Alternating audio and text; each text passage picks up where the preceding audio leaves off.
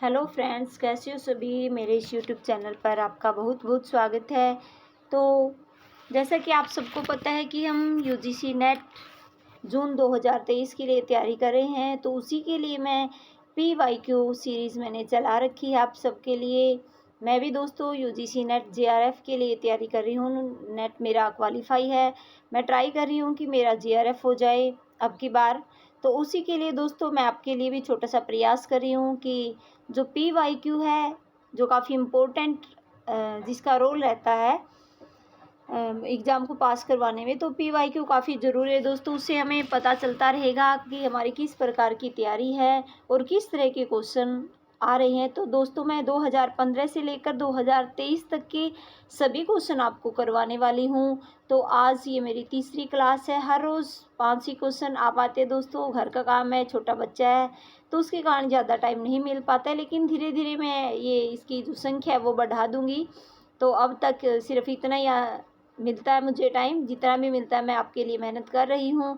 अगर आपको मेरी वीडियो अच्छी लगती है तो इसको लाइक और शेयर ज़रूर कीजिए, और अगर आप मेरे चैनल पर नए हैं तो इसको सब्सक्राइब कीजिए ताकि आगे आने वाली हर वीडियो का नोटिफिकेशन आपको मिलता रहे।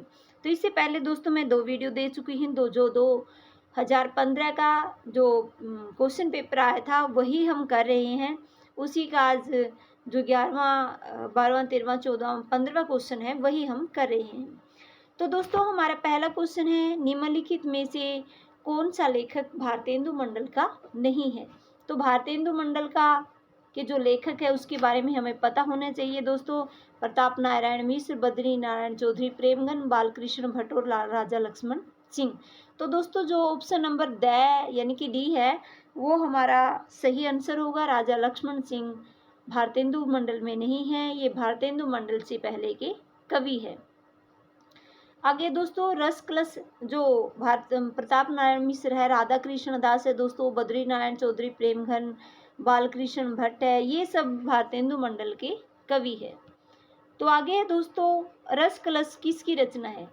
श्रीधर पाठक की। तो हमें हर ऑप्शन के बारे में दोस्तों पता रहना चाहिए कि ये ऑप्शन क्या है, इसकी कौन कौन सी रचनाएं हैं, इसका ये किस काल से संबंधित है, किस मंडल से है, तो उसके बारे में हमें पता होना चाहिए। रस कलश किसकी रचना है, श्रीधर पाठक की।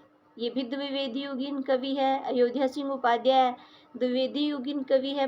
गया प्रसाद शुक्ल स्नेही या फिर मैथिलीशरण गुप्त। तो ये दोस्तों चारों जो कवि है ये द्विवेदी युग के कवि है, द्विवेदी युग के कवि है। तो रस कलश है दोस्तों अयोध्या सिंह उपाध्याय हरियुद्ध की। और भी दोस्तों इनकी रचनाएं हैं अयोध्या सिंह उपाध्याय हरियुद्ध की, केवल रस कलश नहीं है। जैसे ठेठ हिंदी का ठाठ है, अधखिला फूल है, रस कलश है, तो अन्य अनेक प्रकार की इनकी रचनाएं हैं। तो जो रस कलश है दोस्तों ये 1931 की इनकी रचना है। तो इसका हमें एक प्रकाशन वर्ष भी देखना है दोस्तों, क्योंकि प्रकाशन वर्ष भी यूजीसी नेट में काफ़ी आते हैं कि इसको आरोही क्रम में लगाइए या फिर इसका प्रकाशन वर्ष सीधा तो बहुत कम आता है, लेकिन आरोही क्रम में आ जाता है दोस्तों। श्रीधर पाठक ये भी द्विवेदी युगीन कवि, जैसे जिनकी गुणवंत हेमत थी, उजड़ ग्राम थी, एकांत संगीत है, तो इस तरह की जो इनकी रचना है वो दोस्तों है। गुणवंत हेमंत का जो रचना काल है दोस्तों इनका 1900 है। और गया प्रसाद शुक्ल स्नेही जो प्रेम पचीसी है वो गया प्रसाद शुक्ल स्नेही की है। मैथिली शरणगुप्त भारत भारती है 1912 की, जिसमें ये राष्ट्रीय भावना से उत्प्रोत काव्य इनका है।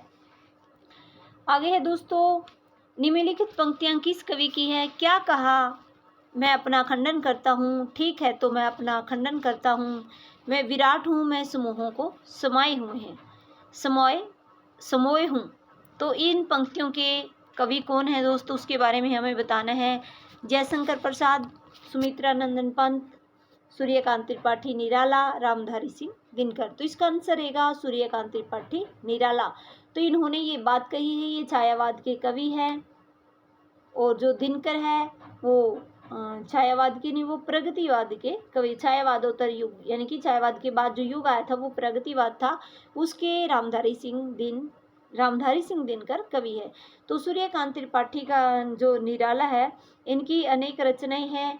जैसे अनामिका, परिमल, गीतिका, कुकुरमुता, बेला, अणिमा, नए पत्ते, अर्चना, तो अनेक प्रकार की इनकी रचनाएं। इनका जन्म हुआ था 1899 में। आज मैं अगला क्वेश्चन है दोस्तों, आज मैं अकेला हूँ, अकेले रहा नहीं जाता, जीवन मिला है यह रत्न मिला है यह उपयुक्त काव्य पंक्तियाँ किस कवि की हैं? तो ये पंक्तियाँ दोस्तों त्रिलोचन की, केदारनाथ की, नागार्जुन की या फिर रघुवीर सहाय की। ये दोस्तों सभी जो कवि हैं ये प्रगतिवाद के कवि हैं। जो त्रिलोचन है उनकी ये पंक्तियाँ हैं। तो इसका सही आंसर क्या रहेगा? ऑप्शन नंबर ए, कि आज मैं अकेला हूँ, अकेले रहा नहीं जाता, जीवन मेरा। तो पंक्तियाँ काफ़ी इंपॉर्टेंट है दोस्तों, हमें पंक्तियों के बारे में पता होना चाहिए। तो त्रिलोचन का जन्म हुआ था दोस्तों 1917 में। आगे दोस्तों, निम्नलिखित में से महावीर प्रसाद द्विवेदी का कथन कौन सा है? तो ऑप्शन नंबर ए, भाषा संसार का नाद में चित्र है, ध्वनि में स्वरूप है, मनुष्य की मुक्ति की तरह कविता की भी मुक्ति होती है, कविता को आत्मा की अनुभूति कहती हैं, अर्थ सोरस्य ही कविता का प्राण है। तो दोस्तों महावीर प्रसाद द्विवेदी, जिनके नाम पर द्विवेदी युग रखा गया, जो पहले भारतेंदु युग था, फिर द्विवेदी युग आया, फिर छायावाद युग आया। तो द्विवेदी युग महावीर प्रसाद द्विवेदी के नाम पर रखा गया युग था। तो उनका कथन कौन सा? उनका कथन है दोस्तों, अर्थ सोरस्य ही कविता का प्राण है। तो ये किसका कथन है दोस्तों? ये महावीर प्रसाद द्विवेदी का कथन है। अन्य जो तीनों पर कथन आए दोस्तों, ये भाषा संसार का नाद में चित्र या कविता, मनुष्य की मुक्ति की तरह कविता की भी मुक्ति होती है। तो ये जो तीनों कथन है दोस्तों, ये किसके हैं? ये रामचंद्र शुक्ल के हैं। किसके दोस्तों? रामचंद्र शुक्ल के काफ़ी कथन आते हैं। इसके अलावा भी बहुत सारे अन्य विद्वान हैं जिन्होंने अपने कथन दिए हैं, जिनके अन्य कथनों के बारे में हमें पता होना चाहिए। तो आज थे दोस्तों ये 5 क्वेश्चन। आज के लिए बस इतना ही। अगर आपको मेरी वीडियो अच्छी लगे तो इसको लाइक और शेयर ज़रूर कीजिए। Thank you.